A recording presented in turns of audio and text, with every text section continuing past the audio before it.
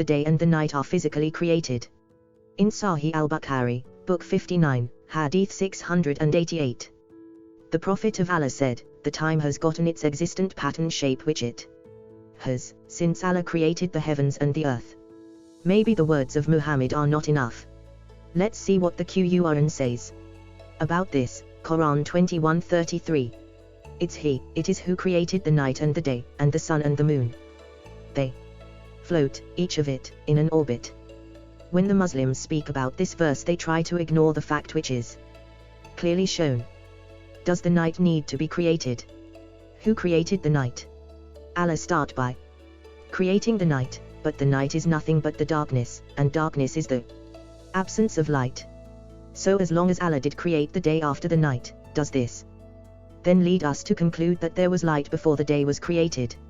Moreover, what is the creation of day except light creation? This contradicts the verse itself, and that is a clear scientific mistake. But in the Bible we see that coming perfectly clear. God did not create darkness, because it does not need to be created, it is just the absence of light, as we see in Genesis 1:1-5. 1. In the beginning God created the heaven and the earth. 2. And the earth was without form, and void, and darkness was upon the face of the deep. And the Spirit of God moved upon the face of the waters. 3. And God said, let there be light, and there was light. 4. And God saw the light, that it was good, and God divided the light from the darkness. 5. And God called the light day, and the darkness he called night. And the evening and the morning were the first day. Notice in Quran 21:33 above, I underlined the words, they float.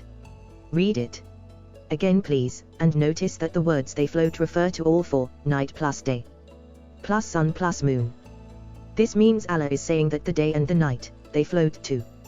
This clearly means that Allah thinks that the day and the night were created as physical objects, the same as the sun and the moon. It's a clear mistake and misunderstanding of how the day and the night occur. Mohsin Khan's translation, Quran 16:12 reads as follows. And he has subjected to you the night and the day, and the sun and the moon. And the stars are subjected by his command. Surely, in this are proofs for people who understand. If the day and the night do not physically exist, how can they be subjected? This is how easy it is to expose these false claims. The sun and the moon, the day and the night, they don't catch each other. Quran 36:40. It's not allowed for the sun to catch up with the moon, nor may the night come before the day, and each of them is in an orbit, swimming.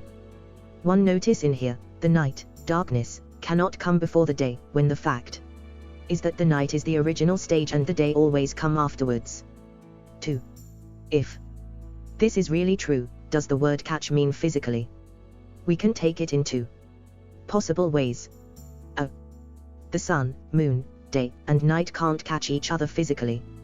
This would mean that the day and the night do not catch each other, physically.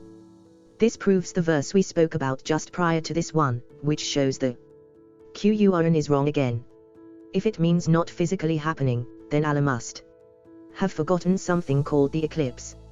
Maybe he does not know that during an eclipse, day and night meet in the same time. Do not forget that the eclipse involves all four of the names, day plus night plus moon plus sun. B. If the words they float do not relate to physically catching, this means that the sun and the moon are not physically created, and that would be wrong again. One either way, there is a big mistake there. Did Allah know about the eclipse? It's one either way, there is a big mistake there. Did Allah know about the eclipse? It's so clear what the Allah of Islam, Muhammad, is saying. He is making it up, that the day and night can't catch each other. In the case of the eclipse, this is not true. 2. Remember, when the eclipse occurs, the day and the night do catch up with one another. 3. This is what prompted Muhammad to say in Quran 54:1 that the judgment day was near.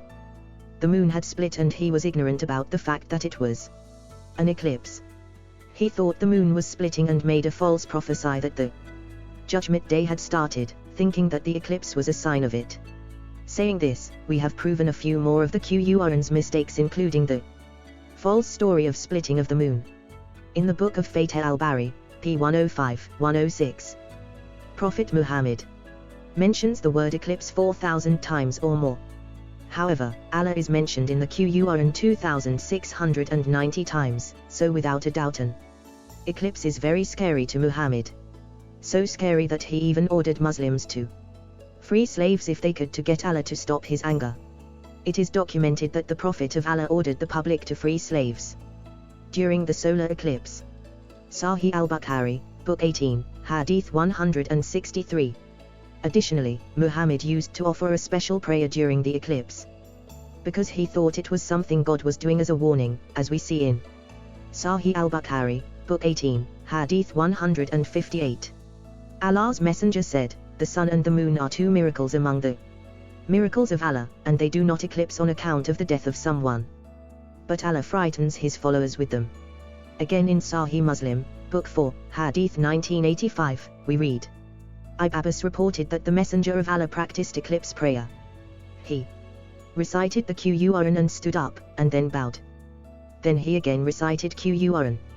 Recited the Quran and stood up, and then bowed. Then he again recited Quran. On the other hand, he bowed. Afterwards the Prophet did again recite and again bowed and again recited and again bowed, and then after that he was exhausted. And the second bowing, and it was as you see. Why did the science of Muhammad make him pray when he saw the eclipse? It's very clear that Muhammad had no idea what the eclipse was about. I wonder why Muslims do not do what Muhammad did during the eclipse. I would like to see Muslims practice this now.